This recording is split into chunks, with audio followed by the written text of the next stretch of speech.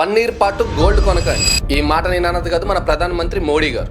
ऐसे ही खाने के तेल का भी इसके आयात के लिए भी बहुत बड़ी मात्रा में हमें विदेशी मुद्रा खर्च करनी पड़ती है.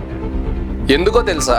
India gold, cooking oil, petrol లాంటి వాటిని 70% వేరే దేశాల నుంచి ఇంపోర్ట్ చేసుకుంటుంది. సింపుల్ గా చెప్పాలంటే ఆయన మనల్ని అడుగుతుంది ఎకనామిక్ సత్యాగ్రహ చేయమని, మన మనీని మన దేశంలోనే రొటేషన్ చేయమని. ఇవన్నీ మనం కొన్నట్టయితే మన కరెన్సీని బయటి కంట్రీకి ఇచ్చేసినట్టే. సో దాని వల్ల రూపీ వాల్యూ బాగా తగ్గే అవకాశం ఉంది, డాలర్ వాల్యూ ఇంకొంచెం బలపడే అవకాశం ఉంది. ఇప్పుడున్న ఈ వార్ సిచ్యువేషన్ లో ఇవన్నీ మనం చేయక తప్పదు. ఇవి చేయకపోతే మనం సేఫ్ జోన్ లో ఉండము. అంటే సేఫ్ జోన్ లో ఉండము అని కాదు, కానీ ఎకనామికల్ గా స్టేబుల్ గా ఉండలేము. ఆయన ఇదంతా గోల్డ్ లో ఇన్వెస్ట్ చేయొద్దు, కనీసం 10% అయినా కుకింగ్ ఆయిల్ యూసేజ్ అయితే తగ్గించాలి, పెట్రోల్ అండ్ డీజిల్ యూసేజ్ కూడా తగ్గించాలి. ఇదే కాకుండా ఈయన స్పీచ్ లో వర్క్ ఫ్రమ్ హోమ్ కూడా ఎంకరేజ్ చేస్తున్నారు. ఇదంతా మోడీ గారు నీకు ఫోన్ చేసి చెప్పారని అడుగుతామేమో. ఒకసారి న్యూస్ ఛానల్ చూడు, నిన్న హైదరాబాద్ లో మోడీ గారు ఇచ్చిన స్పీచ్ చూడు.